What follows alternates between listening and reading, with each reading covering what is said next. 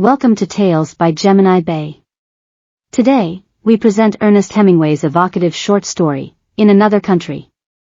Set against the backdrop of a World War I military hospital, this tale delicately explores the resilience and vulnerability of wounded souls finding hope amid despair. Enjoy the narration. In Another Country. In the fall the war was always there, but we did not go to it anymore. It was cold in the fall in Milan and the dark came very early. Then the electric lights came on, and it was pleasant along the streets looking in the windows. There was much game hanging outside the shops, and the snow powdered in the fur of the foxes and the wind blew their tails. The deer hung stiff and heavy and empty, and small birds blew in the wind and the wind turned their feathers. It was a cold fall and the wind came down from the mountains. We were all at the hospital every afternoon, and there were different ways of walking across the town through the dusk to the hospital. Two of the ways were alongside canals, but they were long. Always, though, you crossed a bridge across a canal to enter the hospital. There was a choice of 3 bridges. On one of them a woman sold roasted chestnuts. It was warm, standing in front of her charcoal fire, and the chestnuts were warm afterward in your pocket. The hospital was very old and very beautiful, and you entered through a gate and walked across a courtyard and out a gate on the other side.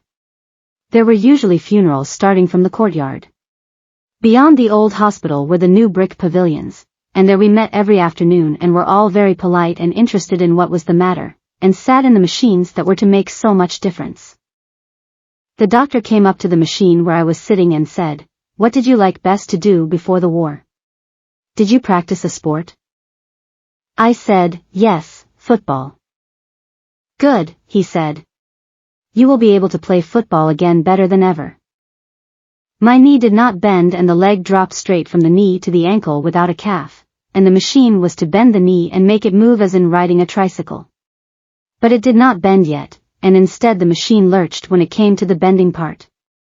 The doctor said, "That will all pass. You are a fortunate young man. You will play football again like a champion." In the next machine was a major who had a little hand like a baby's. He winked at me when the doctor examined his hand, which was between 2 leather straps that bounced up and down and flapped the stiff fingers, and said, "And will I too play football, Captain Doctor?" He had been a very great fencer, and before the war the greatest fencer in Italy.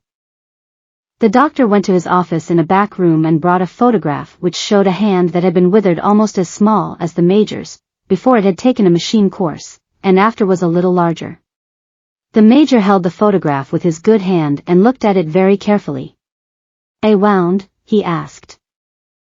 "An industrial accident," the doctor said. Very interesting," the major said, and handed it back to the doctor. "You have confidence?" "No," said the major. There were 3 boys who came each day who were about the same age I was. They were all 3 from Milan, and one of them was to be a lawyer, and one was to be a painter, and one had intended to be a soldier, and after we were finished with the machines, sometimes we walked back together to the Café Cova, which was next door to the Scala. We walked the short way through the communist quarter because we were 4 together. The people hated us because we were officers, and from a wine shop someone would call out, "Abbasso gli ufficiali," as we passed. Another boy who walked with us sometimes and made us 5 wore a black silk handkerchief across his face because he had no nose then and his face was to be rebuilt.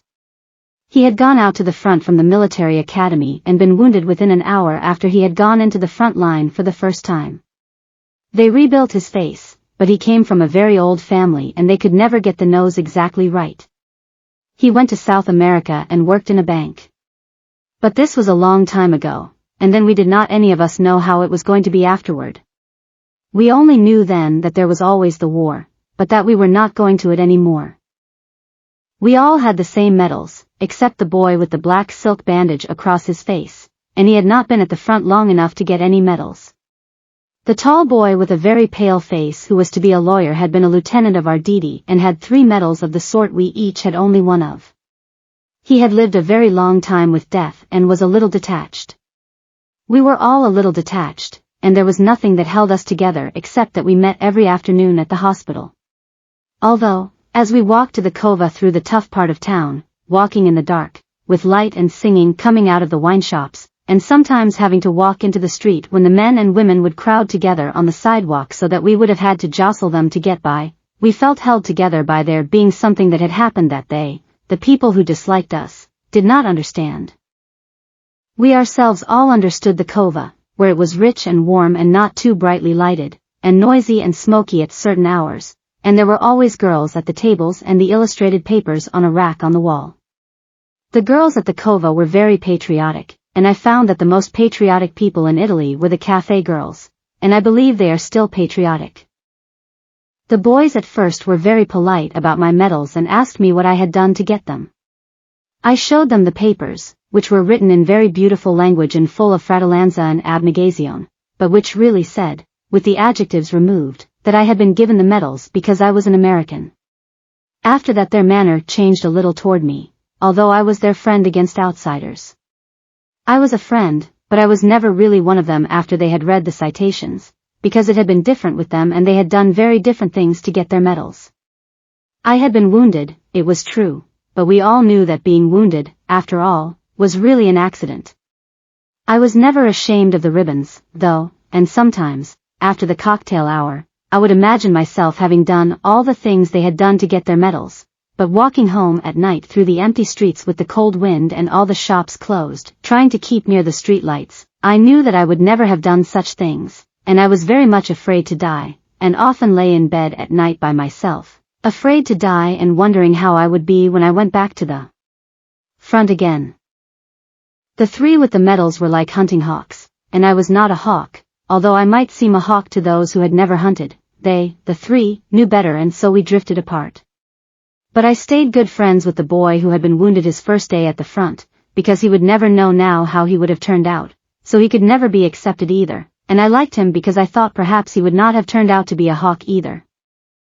The major, who had been the great fencer, did not believe in bravery, and spent much time while we sat in the machines correcting my grammar. He had complimented me on how I spoke Italian, and we talked together very easily. One day I had said that Italian seemed such an easy language to me that I could not take a great interest in it, everything was so easy to say. Ah, yes, the major said. Why, then, do you not take up the use of grammar? So we took up the use of grammar, and soon Italian was such a difficult language that I was afraid to talk to him until I had the grammar straight in my mind. The major came very regularly to the hospital. I do not think he ever missed a day, although I am sure he did not believe in the machines. There was a time when none of us believed in the machines, and one day the major said it was all nonsense. The machines were new then and it was we who were to prove them. It was an idiotic idea, he said, a theory, like another. I had not learned my grammar, and he said I was a stupid impossible disgrace, and he was a fool to have bothered with me. He was a small man and he sat straight up in his chair with his right hand thrust into the machine and looked straight ahead at the wall while the straps thumped up and down with his fingers in them. What will you do when the war is over if it is over? He asked me. Speak grammatically. I will go to the States. Are you married? No, but I hope to be. The more of a fool you are, he said. He seemed very angry. A man must not marry. Why, Signor Maggiore? Don't call me Signor Maggiore. Why must not a man marry? He cannot marry. He cannot marry, he said angrily. If he is to lose everything, he should not place himself in a position to lose that. He should not place himself in a position to lose. He should find things he cannot lose. He spoke very angrily and bitterly, and looked straight ahead while he talked. But why should he necessarily lose it? He'll lose it, the major said. He was looking at the wall.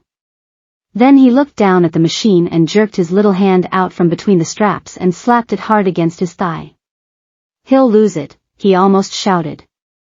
Don't argue with me. Then he called to the attendant who ran the machines. Come and turn this damn thing off. He went back into the other room for the light treatment and the massage. Then I heard him ask the doctor if he might use his telephone and he shut the door. When he came back into the room, I was sitting in another machine. He was wearing his cape and had his cap on, and he came directly toward my machine and put his arm on my shoulder. "I am so sorry," he said, and patted me on the shoulder with his good hand. "I would not be rude. My wife has just died. You must forgive me." "Oh," I said, feeling sick for him. "I am so sorry." He stood there biting his lower lip. "It is very difficult," he said. "I cannot resign myself." He looked straight past me and out through the window. Then he began to cry. "I am utterly unable to resign myself," he said and choked. And then crying, his head up looking at nothing, carrying himself straight and soldierly, with tears on both his cheeks and biting his lips, he walked past the machines and out the door. The doctor told me that the major's wife, who was very young and whom he had not married until he was definitely invalid out of the war, had died of pneumonia. She had been sick only a few days. No one expected her to die. The major did not come to the hospital for 3 days. Then he came at the usual hour, wearing a black band on the sleeve of his uniform. When he came back, there were large framed photographs around the wall, of all sorts of wounds before and after they had been cured by the machines. In front of the machine the major used were 3 photographs of hands like his that were completely restored. I do not know where the doctor got them. I always understood we were the first to use the machines. The photographs did not make much difference to the major because he only looked out of the window.